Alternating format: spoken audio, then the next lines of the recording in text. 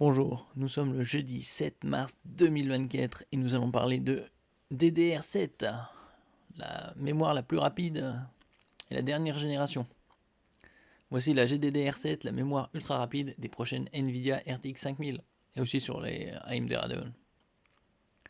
GDDR7 est la nouvelle génération de mémoire vive vidéo ultra rapide, avec une bande passante 2 fois plus large que celle de son prédécesseur. C'est toujours, chaque nouvelle génération, ça double.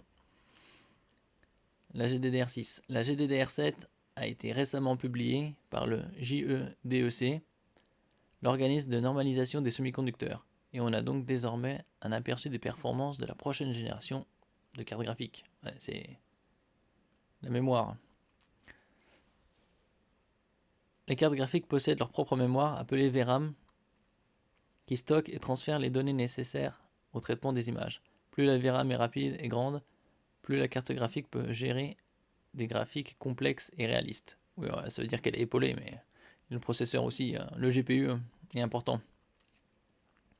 Espérons que Nvidia ne soit pas radin au niveau de la mémoire et mette au moins 32 Go sur sa 5090. Et en ce qui concerne les 5080 et 5070, qu'il y en ait au moins 24. Concernant la 5060, 16, ça sera bon. Du côté de AMD, ça je m'en fais pas trop parce que eux, ils en mettent suffisamment.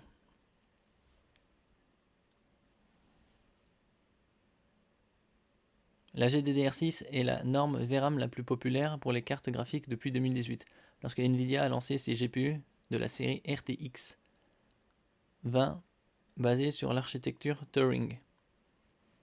Les premiers GPU RTX 2080 et RTX 2080 Ti avec GDDR6 avaient la mémoire cadencée à 14 Gb par seconde, fournissant 56 Go par seconde par appareil.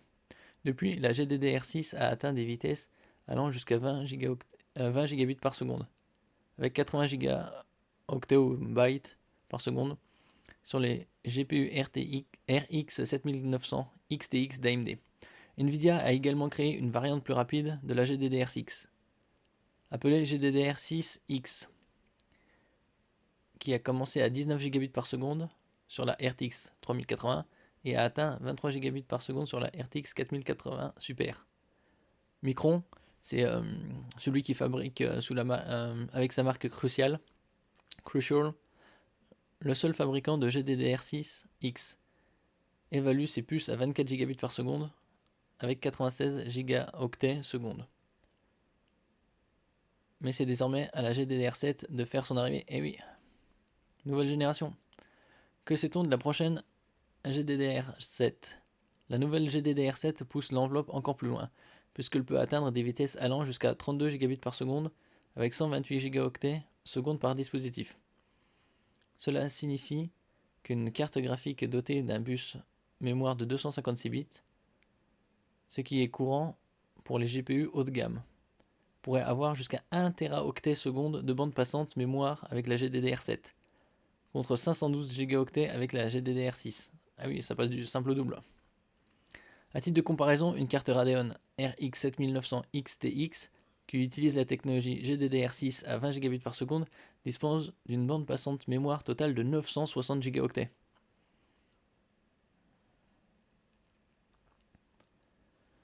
Alors comment la GDDR7 parvient-elle à atteindre de telles vitesses? C'est avec les nouvelles gravures et augmentation du cadençage. La réponse réside dans le type de signalisation utilisée, appelé PAM3, Pulse Amplitude Modulation Level 3. Cette nouvelle technique permet de transmettre 3 bits de données tous les 2 cycles d'horloge, en utilisant différents niveaux de tension pour représenter différentes valeurs. La GDDR6, quant à elle, utilise une technique plus simple appelée NRZ, Non-Return to Zero, qui transmet 1 bit de données par cycle d'horloge. Et voilà, c'est une grande différence. Après, ils peuvent augmenter les mégahertz, les gigahertz, en utilisant 2 niveaux de tension pour représenter 0 et 1.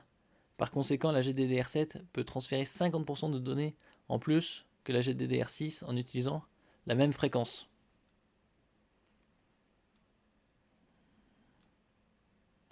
Mieux encore, la GDDR7 a également la capacité de basculer entre PAM3 et NRZ en fonction de la charge et des besoins en énergie. Lorsque les performances maximales sont nécessaires, la GDDR7 peut utiliser PAM3 pour fournir la bande passante la plus élevée.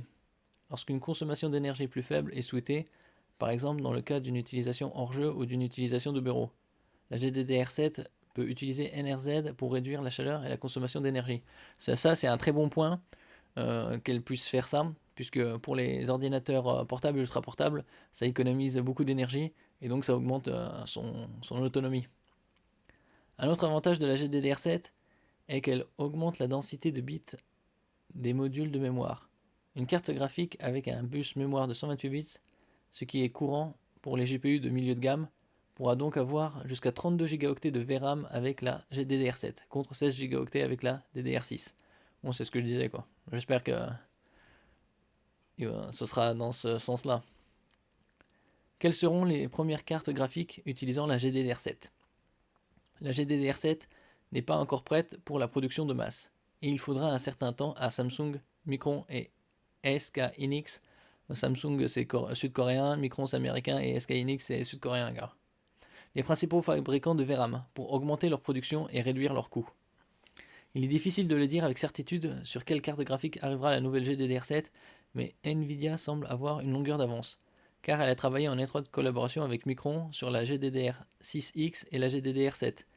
Nvidia pourrait utiliser la GDDR7 pour ses prochains GPU RTX 5000 basés sur l'architecture Blackwell, qui devrait être lancé fin 2024 ou début 2025.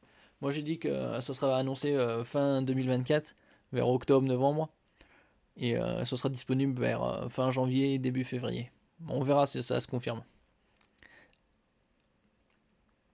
AMD, quant à lui, pourrait s'en tenir à la GDDR6 pour ses GPU de nouvelle génération, basés sur l'architecture RDNA 4, dont le lancement est prévu pour la mi-2024. AMD pourrait cibler le marché grand public, où la GDDR6 est encore suffisante, et réserver la GDDR7 à ses GPU haut de gamme qui sortiront plus tard.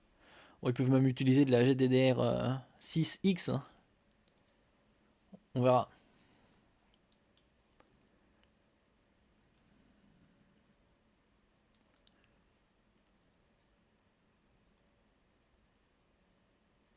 Des puces de 36 voire 37 gigabits par seconde.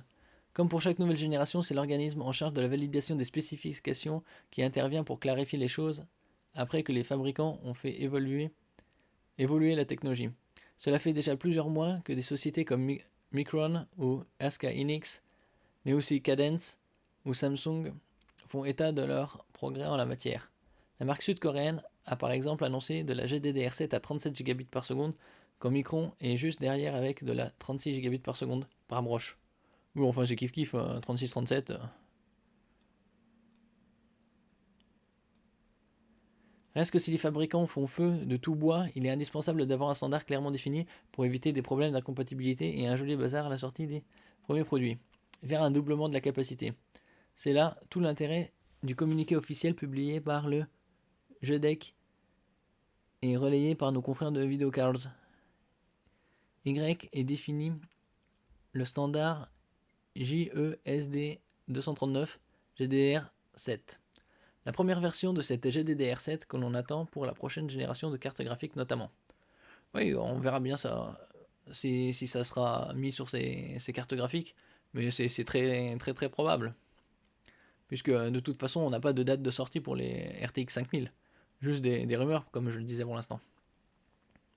Mais bon, si ça sort, ce sera probablement dans un an. Donc d'ici là, c'est grandement probable qu'ils mettent de la GDDR7 sur les RTX 5000, ainsi que sur les nouvelles Radeon. Pour la première fois, un standard du GDEC est prévu pour utiliser le Pulse Amplitude Modulation, un protocole de communication avec le GPU. En l'occurrence, il est question de PAM3 dont l'objectif est d'augmenter le SNR, rapport signal-bruit, pour une meilleure efficacité des puces. On parle aussi d'une bien meilleure densité avec le passage de 16 à 32 gigabits en mode double canal, ce qui va logiquement autoriser des modules de 2 à 4 gigaoctets. Alors là,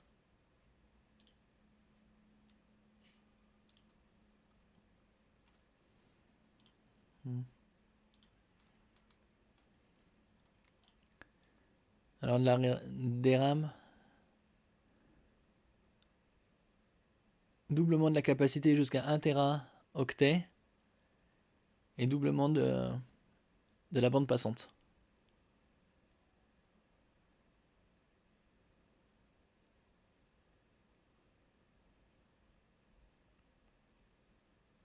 « 16 à 27 gigabits par seconde par pin, par broche. » Ouais, et là,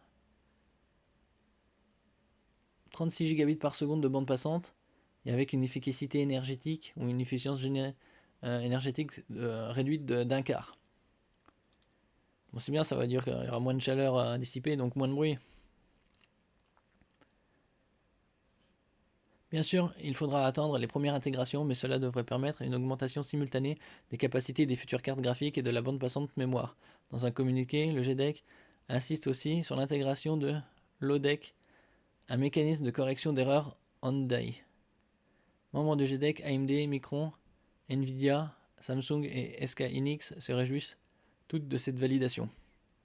Alors que l'on attend la nouvelle génération de cartes graphiques AMD et Nvidia au cours du 3e ou 4e trimestre. Il y a donc de fortes chances que la GDDR7 débute son existence commerciale avant la fin de l'année civile. On verra. Moi je dis que ce sera probablement annoncé vers octobre et ce sera commercialisé vers courant février 2025. Alors voilà, GDDR7 sur votre prochaine Radeon ou GeForce est déjà prête.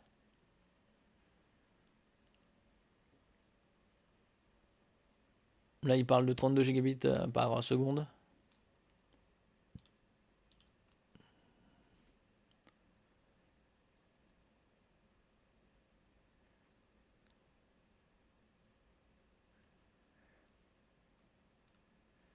La capacité de mémoire d'une carte graphique est absolument essentielle. C'est l'un des facteurs déterminants des performances d'une machine. Oui, il y a la vitesse et la quantité. Hein. Donc, comme on disait, aujourd'hui, que ce soit pour les applications ou les jeux vidéo, l'industrie est de plus en plus exigeante. Cela force les constructeurs à évoluer et à proposer de nouvelles technologies innovantes pour les usagers, alors que la mémoire GDDR6 a maintenant quelques années, Samsung ayant proposé une version de cette DRAM pouvant aller jusqu'à 24 gigabits par seconde en 2022. Il est temps de passer à la suite. C'est pourquoi le GDEC, ou Joint Electron Device Engineering Council, a récemment publié la norme de mémoire graphique GDDR7. Ce nouveau type de mémoire, selon eux, offre un doublement de la bande passante par rapport à la version GDDR6.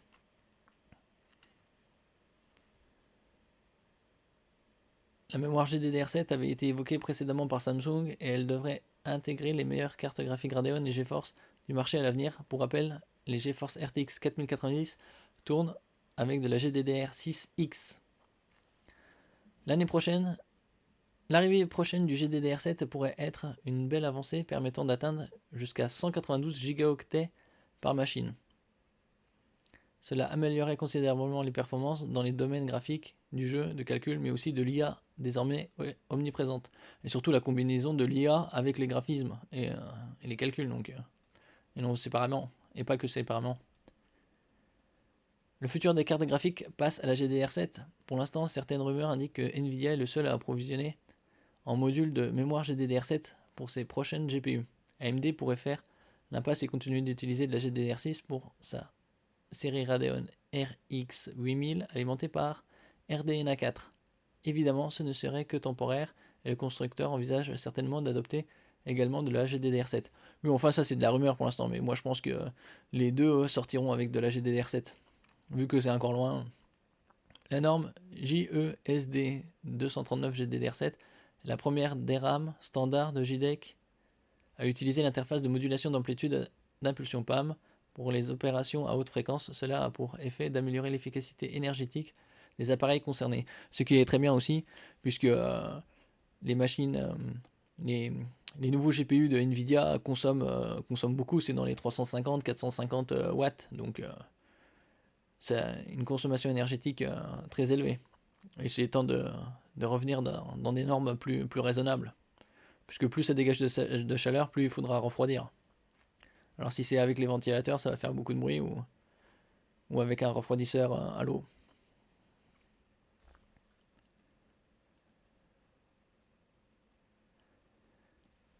Merci pour votre écoute. N'oubliez pas de mettre un j'aime, un commentaire, de partager et de vous abonner à la chaîne. À la prochaine fois.